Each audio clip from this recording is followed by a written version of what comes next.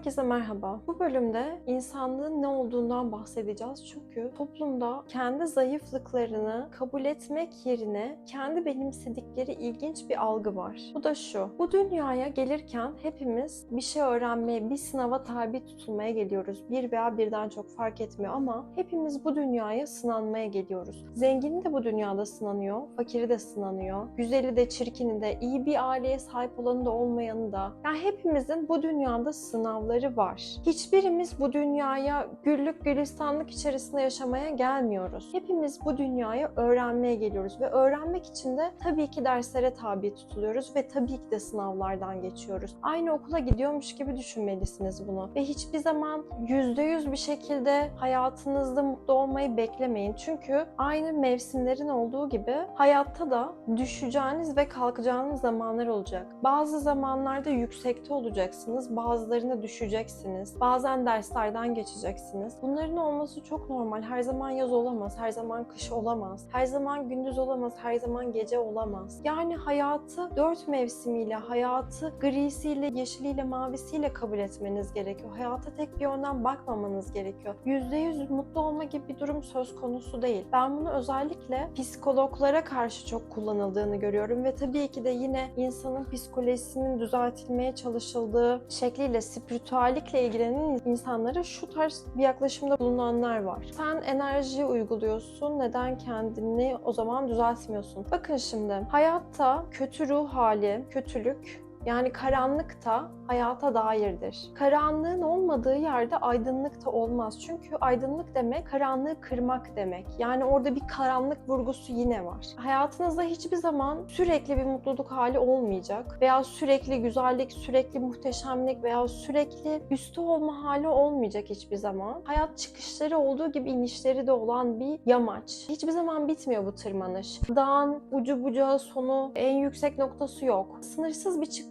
kapasiteniz var. Ama siz orada bir yerlerde kalmayı ve durmayı da seçebilirsiniz. Orada settle edebilirsiniz kendinize. Bu tamamıyla sizinle alakalı bir durum. Ama o dağın yamacı hiçbir zaman hadi çıkıyoruz böyle değil. Ne oluyor? Tümsekleri var, düşüyorsunuz, bazen ayağınız kayabiliyor, bazen düzlükte yürürken bazen bir anda fırtına çıkıyor, biraz savruluyorsunuz. Ya hayat böyle bir şey ama bu herkes için böyle şey gibi değil yani. Biri dışarıdan çok güçlü ve iyi gözüktüğünde o kişi hayatında zorluklar yaşamıyor değil. Ama o zorluklara rağmen ayağa kalkabilmiş ve güçlü bir şekilde durabilmiş demek. Bu bir kabiliyet. Bu hayatta gerçekten mücadele verdiğinizde ve gerçekten kalkmaya niyet ettiğinizde ve gerçekten güçlü durup yürümeye devam ettiğinizde evet size hayat mucizeler sağlıyor, güzellikler sağlıyor ve önünüze fırsatlar çıkartıyor. Ama bu fırsatları nasıl değerlendireceğiniz, bu mucizelere hangi gözle bakacağınız, hangi açıdan ona yaklaşacağınız da yine sizin elinizde. Bu hayatta seçimler yapıyorsunuz. O zorlukları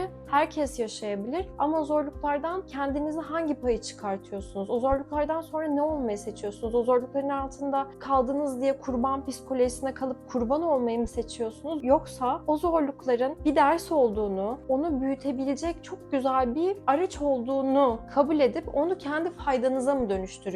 Hayatta zorluklarla karşılaştığımızda şey de seçebiliriz. Hayat bana çok kötü davranıyor ya deyip böyle kurban psikolojisinde kendimizi odaya kapatır veya içimize kapatır veya insanlara kapatır. Hayata kısacası kendimizi kapatıp olduğumuz yerde sayabiliriz ve sürekli hayatı suçlarız neden böyle diye. Ya da onun aslında bizim daha da güçlenmemiz, daha iyi yerlere gelebilmemiz adına çok güzel bir fırsat olduğunu idrak edip onu kendi faydamıza nasıl dönüştüreceğimize odaklanabiliriz. İşte bu ihtimali yaptığınızda o zaman gerçekten güçlenmeye ve ayağa kalkmaya başlıyorsunuz. Ama bu kesinlikle sizin elinizde ve dışarıda güçlü gözüken insanların hiçbiri mucizevi bir şekilde güçlü olmadı. Onlar ikinci seçeneği kullandılar. Yani yaşadıkları zorlukları kendi gücüne çevirmeyi, bir simyacı rolü oynamayı seçtiler. Bu bir seçimdi. Ve bu yola girdiğinizde emin olun daha da çok zorlukla karşılaşıyorsunuz. Çünkü hayat diyor ki tamam sen bunu istiyorsun, seni daha da güçlendirmem lazım, seni daha da yükseltmem lazım, sana daha iyilerini vermem için ve senin o iyilikleri orayı kaldırabilmen için zirvenin basıncını kaldırabilmen için seni yolda daha da güçlendirmem lazım diyor. O yüzden önüne daha da çok zorluk çıkaracağım. Çünkü yukarı çıktığında o basınç altında, o sivrilik altında senin gerçekten dimdik durabilmeni istiyorum diyor. Bu yüzden de önüne zorluklar çıkaracağım diyor. Ve sürekli sizi sınamaya başlıyor. Çünkü siz zirveyi hedefliyorsunuz. Bir kere orayı hedefledikten sonra siz vazgeçmediğiniz sürece oradan geri dönüşü yok. Ama siz vazgeçerseniz o başka bir öykü. Ama onun dışında hayat size buraya getirmek istiyorsa ve siz de orayı istiyorsanız o zaman bir sürü zorluktan geçirecek. Çünkü dediğim gibi zirve kolay bir yer değil. Bir dağa tırmanmaya çalışın. Başta güzel, işte zemine yakınsınız, daha güvenli hissettir, daha güzeldir her şey, daha kontrolünüz altındadır. Yavaş yavaş ne olur? İyice büyümeye başlar, böyle daha zor gözükür her şey, daha uzaktasınız, daha yüksektesiniz ve daha risklidir. İşte öyle, zirve riskli. Hayatta gerçekten güzel yerlere gelmek ve zirveye oynamak istiyorsanız orası gerçekten riskli ve orası sizi daha çok sınar. Hepimiz sınanıyoruz bu hayatta çünkü hayat hepimizin belli bir yerden sonra yükselmemizi istiyor. Sınanmıyorsanız bir sıkıntı var demek. Demek ki olduğunuz yerde sıkışmışsınız demektir ki muhtemelen de mutsuzsunuz demektir. Çünkü hayat bizden sürekli gelişip büyümemizi, daha iyisi olmamızı ister. Bu yüzden geldik bu hayata. Biz bu dünyaya bu yüzden geldik. Daha da büyümeye, daha da gelişmeye, daha da öğrenmeye, daha da güçlenmeye geldik. Zirveye doğru gitmeye geldik. Bir tane zirve yok arkadaşlar. Birbirinizle yarışmayı bırakın ve gerçekten kendinize, kendi gelişiminize odaklanın. Asıl o zaman başarılı olabilirsiniz ve gerçekten zorlukları kendi faydanıza dönüştürdüğünüz sürece, zorlukların size değil, sizin için olduğunu kabul edip, idrak ederek hayatta çok daha güzel yerlere gelebilirsiniz. O yüzden karşınızdaki insanı güçlü durdukları için